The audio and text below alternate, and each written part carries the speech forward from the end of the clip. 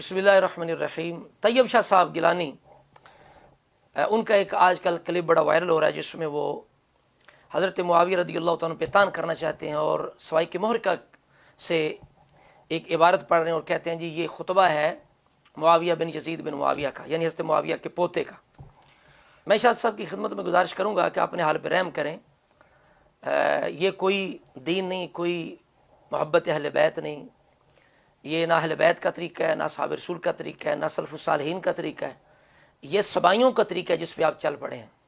آپ رحم کریں، جس نے بھی یہ صحابہ رسول کی دشمنی یا اہل بیت رسول یا کسی بھی اللہ والے کی دشمنی مول لی ہے وہ دنیا کے اندر بھی ذلیل ہوا ہے۔ بظاہر پتہ چلتا ہے کہ بندہ بڑا پیسہ کما رہا ہے، بڑی عزت شہرت حاصل ہو رہی ہے، لیکن اصل میں یہ ذلت ہے، اور کسی سے ابھی بیتان کرنے والا کبھی اپنا ایمان سلامت نہیں لے جا سکتا۔ حضرت امیر معاویہ وہ ہیں جن کی صحابیت بخاری شریف سے، حضرت ابن عباس کی زبان سے جب وہ امیر المومنین تھے اس وقت بھی وہ دفاع کر رہے تھے۔ آپ ان سے بڑے تو نہیں نہ ہو سکتے، آپ امام حسن سے بڑے نہیں ہو سکتے۔ انہیں پتہ ہے جنگ صفین کے اندر کیا ہوا، جمل کے اندر کیا ہوا، کس بات کی جنگ تھی۔ امام حسن سے آپ زیادہ نہیں جانتے، امام حسین سے زیادہ نہیں جانتے۔ پوری امت کا اتفاق اجماع ہوا ہے ان کی امامت پہ، حضرت امیر معاویہ رضی اللہ تعالیٰ کی امامت پہ 41 ہجری میں۔ آپ ان سے زیادہ نہ اہل بیت کی شان کو جانتے ہیں نہ ان سے محبت کرتے ہیں۔ یہ صرف دھندا ہے، دھندا شاہ صاحب، اس سے باز آ جائیں۔ یہ کوئی محبت اہل بیت نہیں۔ اگر یہ محبت اہل بیت یا دین ہوتا، ایمان ہوتا، سب سے پہلے اس طریقے پہ عمل اہل سنت کرتے۔ اہل سنت یہ کہتے کہ حضرت معاویہ نے جھگڑا کیا ہے، جبکہ سواد اعظم اہل سنت کا یہ موقف ہے کہ یہ اجتہادی جنگ تھی، وہ بالکل خلافت نہیں چاہتے تھے، بلکہ خود حضرت معاویہ کے پسند صحیح اس طرح کے ارشادات موجود ہے کہ میں حضرت علی کو اپنے سے افضل سمجھتا ہوں، اور جب وہ قاتل ہمارے حوالے کریں گے عثمان غنی کے، سب سے پہلے بیعت کرنے والا میں ہوں گا۔ یہ آپ کے اپنے بھی ارشادات اس طرح کے موجود ہیں۔ مولا علی بھی کہتے تھے، صفین سے واپس لوٹتے ہوئے مولا علی بھی کہہ رہے تھے کہ معاویہ کی عمارت کو برا نہ جانو ورنہ تم مزید قتل و غارت کے اندر پڑ جاؤ گے۔ حضرت مولا علی جن سے جنگ ہوئی وہ تعریف کر رہے ہیں، آپ کو کیا پتا کہ ان کا کیا مقام ہے، اور وہ رسول اللہ کے مخلص ساتھی ہیں۔ اللہ کریم نے کتنی انہیں صلاحیتوں سے نوازا تھا کہ مولا علی شیر خدا بھی ان کی تعریف کر رہے ہیں۔ اور سب سے بڑی بات یہ ہے کہ امام حسن مجتبیٰ نے بیعت کر کے حد ہی مکا دی۔ اس سے آگے تو کسی سید کو دم مارنے کی کوئی جگہ نہیں ہے۔ کہ اگر وہ صفین یہ سمجھتے کہ وہ خلافت کا جھگڑا کر رہے تھے تو کیا سمجھتے کہ امام حسن ایسے ہی انہیں امام بنا دیتے، ایسی خلافت دے دیتے؟ تو جب امام حسن کی نگاہ میں وہ اس قابل ہیں، انہیں خلافت بھی دے رہے ہیں، ان کے ہاتھ پہ بیعت بھی کر رہے ہیں، ان سے راضی بھی ہیں، نذرانے وصول کر رہے ہیں، اگر آپ کے پاس کوئی دلیل ہے تو میں مطالبہ کرتا ہوں آپ ایک بسند صحیح اہل سنت کی کتابوں سے بتائیں کہ جن میں حضرت امام حسن حسین نے کہا ہو کہ جناب حضرت معاویہ نے ہم سے کوئی زیادتی کی ہے۔ لہذا جتنی بھی مشہور شرطیں ہیں وہ تو جھوٹی ہیں، لیکن جو بنیادی ایک دو بات تھی اس پر حضرت معاویہ آخر دم تک قائم رہے، انہوں نے کوئی خلاف نہیں کیا، کوئی زیادتی نہیں کی۔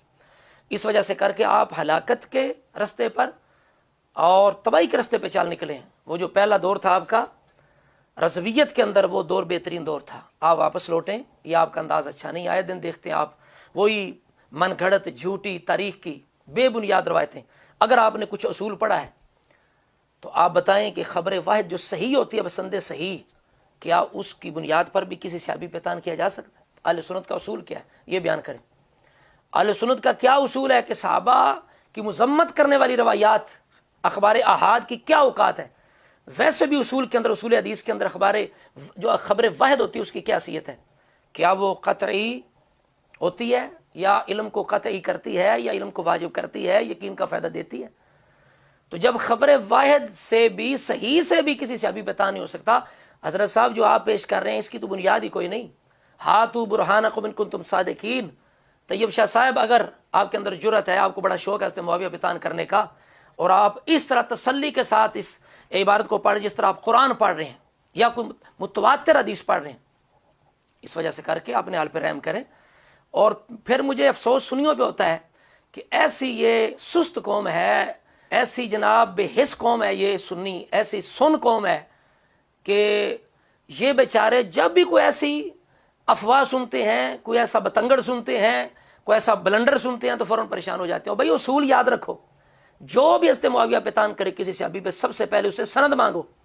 اگر مائی کا لال ہے سند پیش کرو، اگر سند صحیح پیش کر دے اسے کہو کہ اہل سنت کا اصول کیا ہے۔ تو اگر کٹڑ وہ رافضی ہے، ان کی طرح نہیں ہے چھپا ہوا، تو اس سے کہو کہ بھئی خبر واحد کی تمہارے یہاں کیا حیثیت ہے، خبر واحد صحیح کی کیا حیثیت ہے۔ تو لہٰذا اگر آپ سنی بھائی اصول یاد رکھیں تو ہزاروں اعتراضات صحابہ پہ آپ ایک سیکنڈ کے اندر آپ ان کا رد کر سکتے ہیں اور اگلے دشمن صحابہ کا منہ بند کر سکتے ہیں، اس کی بولتی بند کر سکتے ہیں، بشرطے کہ آپ تھوڑی سی تکلیف تو کریں نا۔ اگر کوئی روایت پیش کرتا ہے آپ کہیں بھائی سند پیش کرو، بسندے صحیح اس چیز کو ثابت کرو، صحیح بسندے صحیح ثابت کر بھی لو، تو بعد میں پھر ہم تجھ سے پوچھیں گے کہ بسندے صحیح روایت کی بھی کیا حیثیت ہوتی ہے۔ مسلم شریف کے اندر، بخاری کے اندر اب حضرت علی المرتضیٰ، حضرت عباس آپس میں ان کا اختلاف، ان کا ناراض ہونا، ان کا سب کرنا، اور مسلم شریف کے اندر تو واضح الفاظ ہیں جو منقول ہوئے ہیں حضرت عباس کی زبان سے، تو وہ اہل سنت ان کے بارے میں کیا کہتے ہیں؟ کبھی یہ سوچا؟ اس بات میں غور کیا؟ یہ اہل سنت ہے، یہ صحابہ کے بارے میں چاہے حال ہو چاہے صحاب ہو، ان کے بارے میں خبر روایت صحیح کو بھی نہیں لیتے، ان کے جو خلاف جائے ان پر تان کا سبب بنے۔